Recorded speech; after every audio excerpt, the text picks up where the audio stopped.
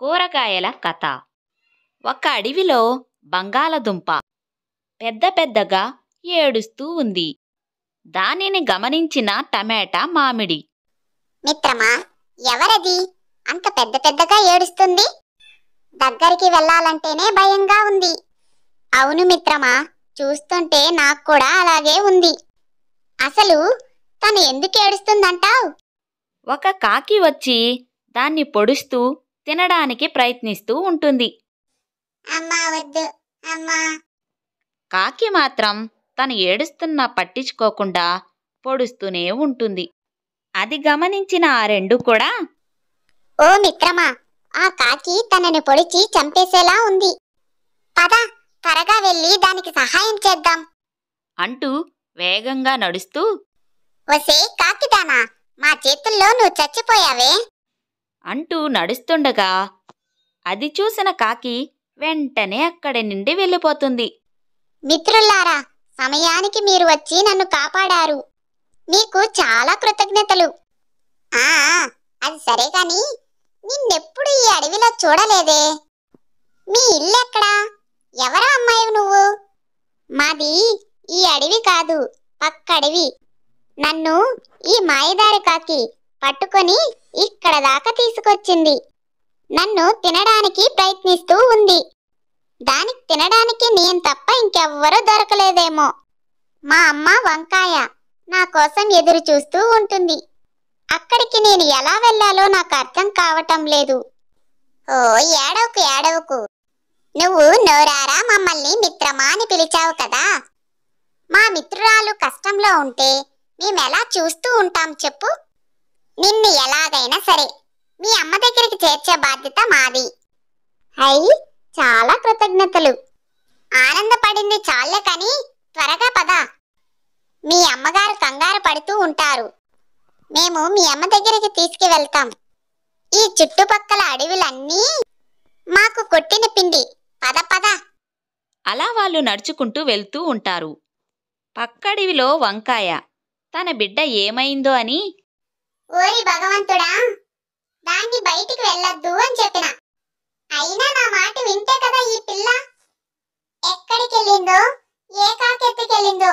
అయ్యో భగవంతుడా, నా బిడ్డకి ఏం కాకుండా చూడయ్యా.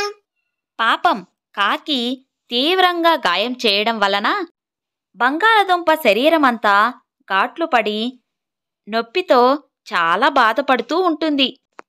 తను నడుస్తుంది కానీ చాలా తీవ్రమైన బాధ భరిస్తూ ఉంటుంది. మామిడి పండుకు అర్థమవుతుంది. మిత్రమా, నువ్వు సరిగ్గా నడవలేవని నాకు అర్థమవుతుంది.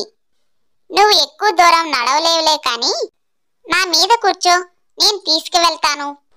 మరేం పర్వాలేదు మిత్రమా, నేను నడుస్తాను అని చెప్పిన మామిడి పండు తన బాధను అర్థం చేసుకొని తనని తలమీద ఎక్కించుకొని నడుస్తుంది.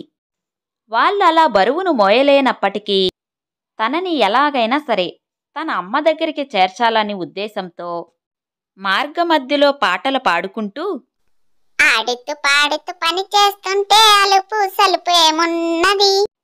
అలా పాటలు పాడుకుంటూ నడుస్తూ ఉండగానే ఇక పక్కడివి రానే వచ్చింది.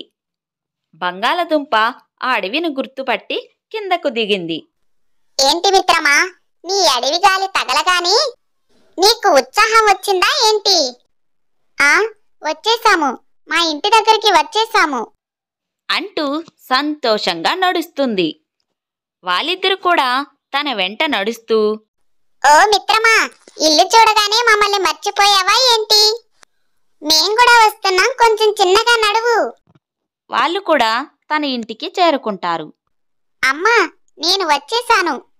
తల్లి చాలా ప్రేమగా తనను హత్తుకొని, ఎక్కడికి వెళ్ళిపోయావే అమ్మా, నీకోసం ఎంత బెంగ పెట్టుకున్నానో తెలుసా? అప్పుడు తను జరిగిన విషయమంతా చెప్పి తన స్నేహితులను కూడా చూపిస్తుంది.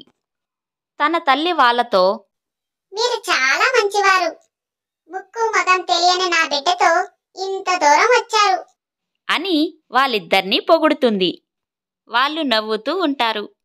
మీకు ప్రత్యేకమైన స్వీట్లు తీసుకొని వస్తాను, ఉండండి అంటూ స్వీట్లు తీసుకొని వచ్చి ఇస్తుంది.